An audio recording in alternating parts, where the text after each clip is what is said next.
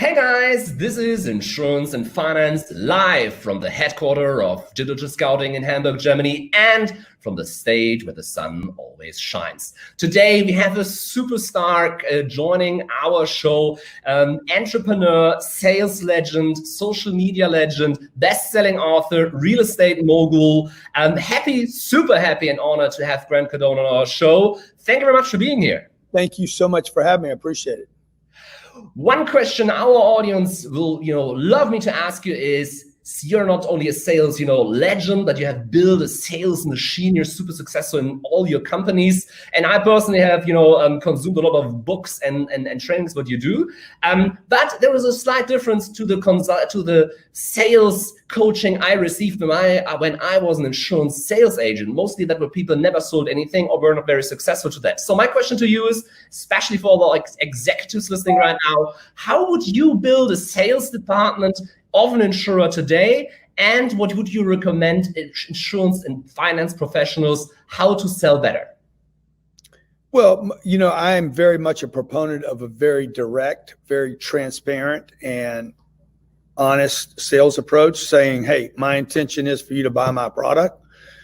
It's going to take 3 minutes for you to understand it. This is the price of it. This is what it will do for you. And I'm going to expand the number of people that can actually hear that message and not depend on tricks, sales tricks or gimmicks or any shortcuts in order to sell my product. I've raised $500 million in 2 years online, direct to consumers without using banks. Yeah.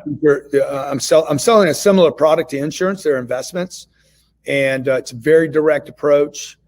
It's very honest, very transparent, and it's not a lot. We don't have a long sales cycle. I also sell to companies, direct to companies.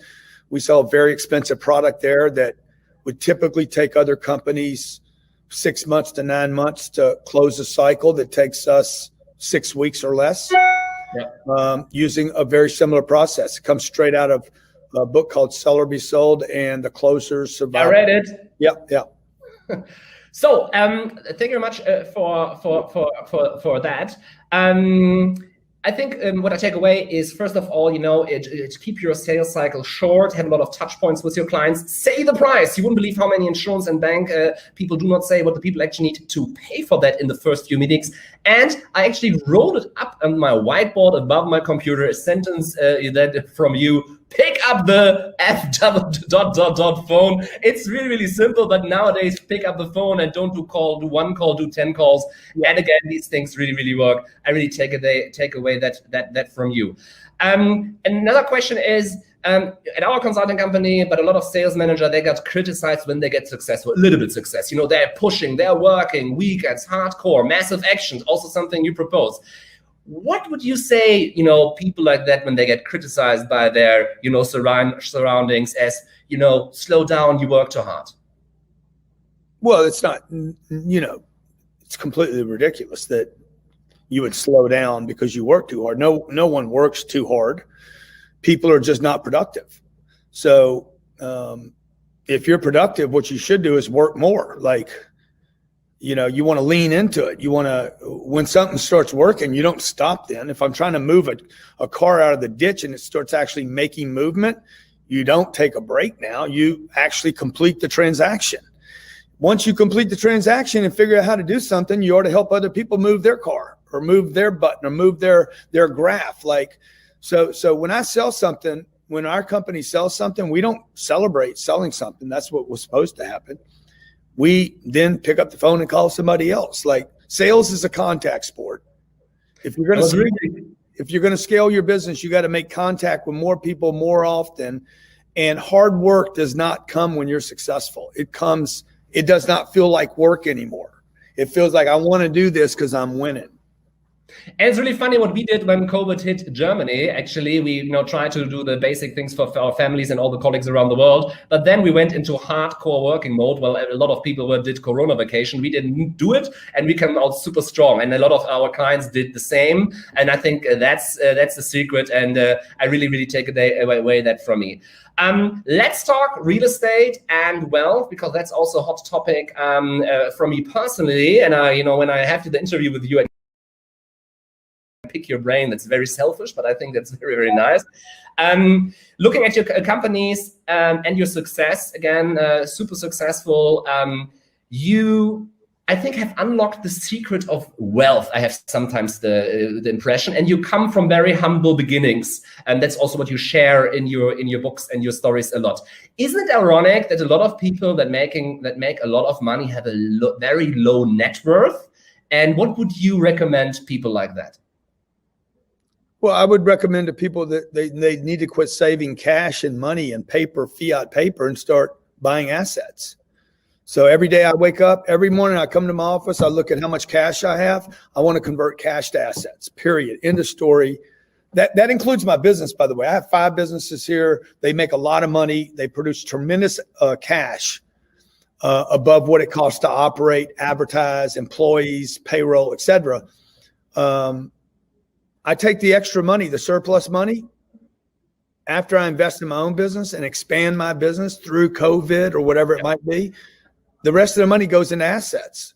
So every year I want to accumulate assets that are actually independent from my main business where I earn money, invest that money into assets that produce money long after my other businesses will no longer work. Every business will fail at some point. And but there are assets on planet Earth that will continue to exist for long periods of time, and they're called real estate. I love it, because by accident, we have one of the most successful TikTok accounts on finance in Germany. It was just an accident. And you wouldn't believe how many people really doubt that. And they say, you know, and do like crazy, on my Excel sheet, I'm rich, but you never act. And it's really about putting cash into assets that produce little babies. And we do this, and I think it's not hurting us. But I don't want to share too many secrets of digital scouting, our family company. Well, look, I started with we have $2.3 billion worth of real estate. That if little is behind, little. if something happened to me, it's still going to be $2.3 billion worth of real assets. Like intergenerational wealth. It's really impressive. Yeah, really. And when Facebook and Instagram and TikTok and all the LinkedIn, when YouTube, when they're gone, and they will disappear. Those real assets that have tenants that provide cash flow that is going to appreciate, particularly now that we have currency being printed around the world at record levels. Insane. Dude, like this is, I thought I was a genius investing in real estate 5 years ago. Now I know for sure I'm a genius. And the funny thing is, if you look at the evaluation of real estate, it grows, and it's like you make money in your sleep. I think it's also inflation, but I think that's too nerdy. And I have another nerd question, because you're super bold on sales, massive action, 10x everything, super energetic. But one thing, 10x, really, and we're going to talk about that in a second. But what you say in real estate is, use equity, put equity in your home, do not have 100%, 120% loans on it. Well, what do you say about it? A lot of people say I'm crazy, I should keep more cash and put less cash into my deals. What do you say to that? Well, cash is garbage. It's cash is trash. It's garbage. It's like, oh my God, you need to get rid of cash. You do not want to be liquid. You want to be illiquid. This is it's an old myth that you want to be liquid. I do not want to be liquid. I want to be illiquid. The people that get richest on this planet do not have cash sitting around. That's not how they get rich. They end up with cash later after they're rich, and they're trying to get rid of it. So the banks have made people believe that they should be liquid when they shouldn't. Number one. Number two, you don't want cash. Number two, nobody should be buying a house. Yes. Nobody. You should rent where you live, and you should own assets that pay your rent. Yes. And so, I just say, I don't know if you guys say this in Germany, but I like big assets.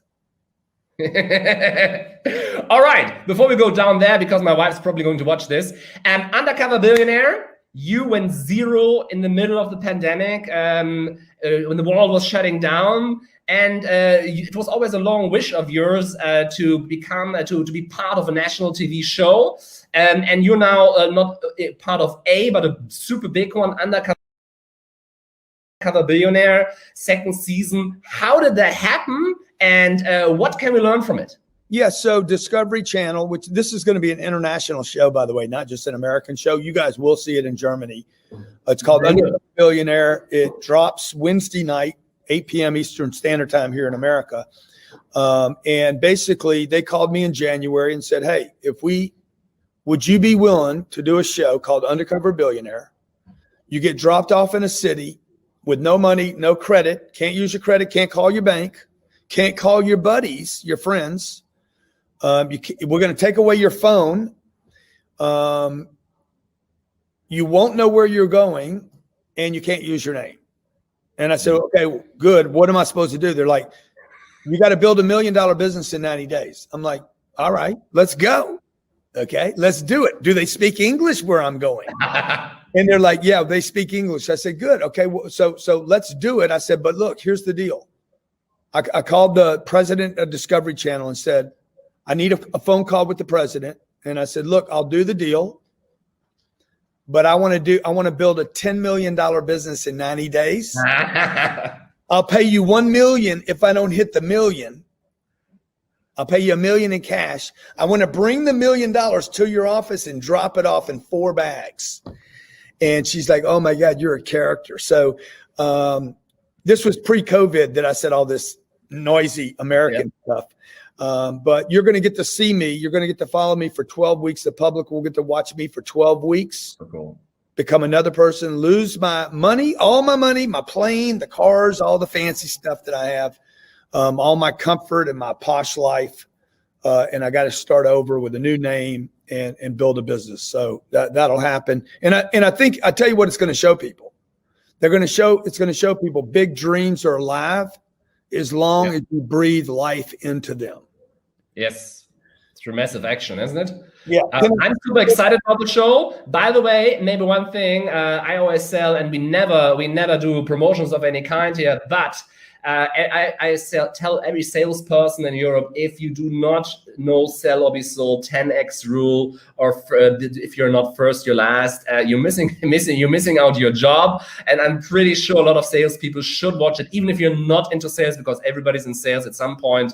Make sure to watch it. I'm super excited about it. I also have a personal note, because as I mentioned, we apply a lot of your tactics and they work. That's really, really cool. One of the most favorite was in January, we changed our payment system and now we get paid up front. Then COVID hit. That was quite comfortable, I need to say, with a lot of cash for the whole of the year. So thank you for that. And the whole team thanks you, by the way. And we thought about what can we do for you? And let's imagine COVID is over, and your next 10x growth con is there. And normally we do also a lot of speaking stuff and charge like a ridiculous amount for it. But if you have an insurance track, or you want some European perspective, or you want some media, or whatever it is, let us know. We will try to support you as much as we can. But my wife told me there's one condition. She would love to meet Elena and say hi. She will meet Elena. And rather than you guys coming over here, I want to come to Germany. I love your country. We have not spent any time there. We've flown through there a couple of times, but every time I've been there, I've been impressed with the people, and the amount of order in your country is just sets a good example for the rest of the world. Would love to do that. Hey, I really appreciate you, Doc. Thank you very much. I'm a salesperson after all. Thank you very much for your time. Thank you to the whole team making it possible. We will push it as crazy as possible. And again, thank you very much, and see you around. Thank you. Bye-bye.